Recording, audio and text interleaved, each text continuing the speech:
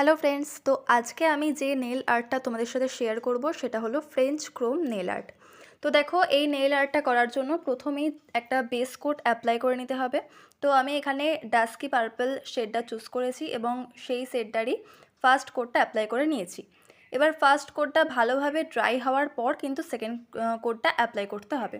তো দেখো, first কোটটা apply করে সেটাকে মোটামুটি 40 সেকেন্ড ড্রাই করতে হবে এবং 40 সেকেন্ড ড্রাই করার পর দেখো আমি এখানে সেকেন্ড কোটটা ভালো করে অ্যাপ্লাই করে নিয়েছি। তো দেখো, সেকেন্ড কোটটাও ভালোভাবে ড্রাই হয়ে গেছে। মোটামুটি 60 সেকেন্ড ড্রাই করার পর কিন্তু আমি এখানে টপ কোট লাগিয়ে নিচ্ছি। এরপর টপ কোটটা 120 সেকেন্ড ড্রাই করার পর আমি এখানে ক্রোম অ্যাপ্লিকেশন করে নিয়েছি। টপ কোটটা আমি এখানে আগে থেকে ফ্রেঞ্চ শেপেই লাগিয়ে রেখেছিলাম, তাই টপ কোটটার ওপর দিয়েই আমি শুধুমাত্র ক্রোম অ্যাপ্লিকেশনটা করে নেব। আর এখানে ক্রোম অ্যাপ্লিকেশনটা আমার প্রায় হয়েই এসছে। এবার ক্রোম অ্যাপ্লিকেশনটা শেষ হওয়ার পর যে কোনো কালারের জেল পলিশ অ্যাপ্লাই করে এইভাবে ফ্রেঞ্চ শেপ দিয়ে দিতে হবে।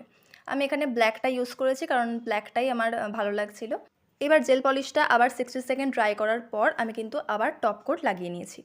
এই টপ কোটটা লাগানোর পর আবার 80 টু 120 সেকেন্ড ড্রাই করতে হবে। তো দেখো, আমি এখানে টপ কোটটা লাগিয়ে নিচ্ছি ভালোভাবে। আর এখানে দেখো, আমার টপ কোটটা পুরো ড্রাই হয়ে গেছে। 120 সেকেন্ড ড্রাই করার পর কিন্তু এই লুকটা, এই ফিনিশিংটা এসছে। তো আমার তো বেশ ভালোই লাগছে। তোমাদের কেমন লাগছে অবশ্যই কমেন্টে জানিও, আর ভালো লাগলে অবশ্যই একটা লাইক করো।